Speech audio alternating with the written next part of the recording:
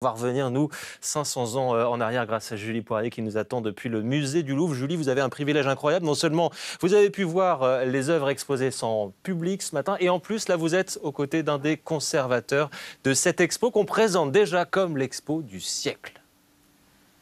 Exactement, Sébastien, un privilège énorme ce matin, une exposition de tous les superlatifs. Et quelle chance nous avons avec nous d'avoir Vincent. Vincent, on est dans cette première pièce et regardez bien derrière nous, direct, on arrive. Eh bien, on a le célèbre tableau de Léonard de Vinci, La Scène.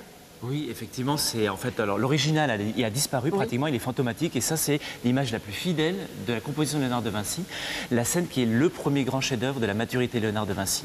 La recherche de la perfection, en tout cas, de la géométrie. Exactement. Géométrie qu'on va d'ailleurs retrouver un peu partout dans d'autres œuvres qui sont installées ici. Ce sont ces fameux carnets, c'est ça? Voilà, exactement. Vous voyez ici un tout petit carnet qu'il avait dans la poche où il notait tout ce qu'il voyait dans la nature.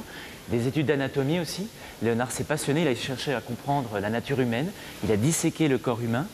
Et puis c'est aussi un artiste universel qui s'intéresse à tout, l'architecture, comme vous pouvez voir ici des plans d'église.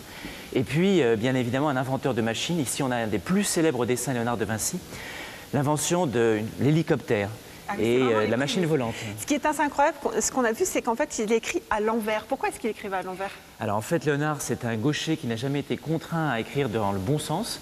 C'est très lisible en fait, mais il écrit de la droite vers la gauche et il faut donc en fait pas mal de temps pour s'habituer à cette écriture particulière. Il faut lire avec un miroir. Exactement. Alors l'exposition se poursuit, ça a été 10 ans de travail, c'est assez énorme, on va y revenir dans quelques instants. Il y a quand même des pièces que vous avez ressorties de la caverne d'Ali Baba du Louvre, comme celle-ci, j'ai envie de dire, le portrait d'Isabelle d'Este. Ça c'est un dessin les plus précieux du musée du Louvre parce que c'est ce qu'on appelle un carton, c'est un dessin à l'échelle du tableau que Léonard envisageait. Et c'est un des plus beaux dessins de Léonard de Vinci, où il essaye déjà de donner la vie et la couleur à ce portrait. Vous voyez, c'est peint avec de la pierre noire, du charbon de bois et de la sanguine.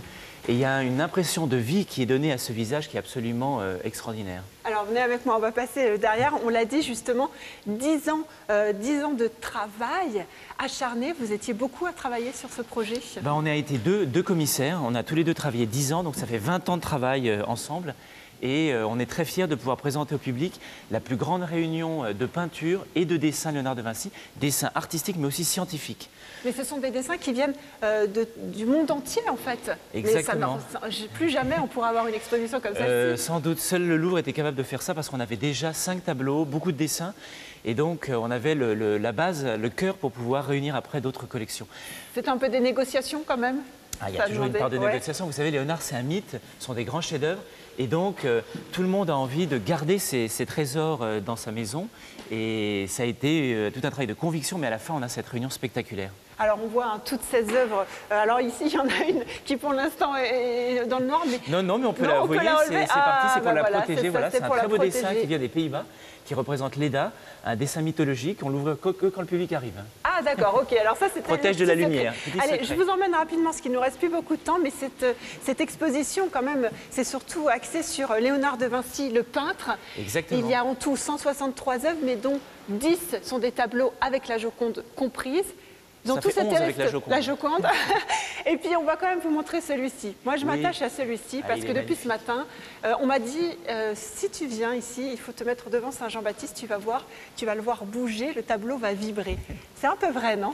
Ah ben tout à fait. Ça représente vraiment, c'est la quintessence de l'art de Léonard de Vinci. Il a fait ça à la fin de sa vie et il a voulu, presque sans couleur, nous montrer ce qu'il savait faire avec de l'ombre et la lumière. Léonard, il a une technique picturale extraordinaire, avec des couches de glacis très fines. Et en fait, c'est comme des voiles d'ombre qui posent sur le visage. Et ça donne une vibration. Exactement. Et de l'âme. Merci Vincent pour cette visite privée. Merci beaucoup.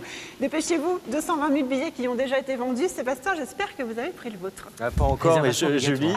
Merci beaucoup Vincent. Julie, vraiment, pour cette visite en exclusivité. On mesure la chance que nous avons à l'ouverture de cette exposition.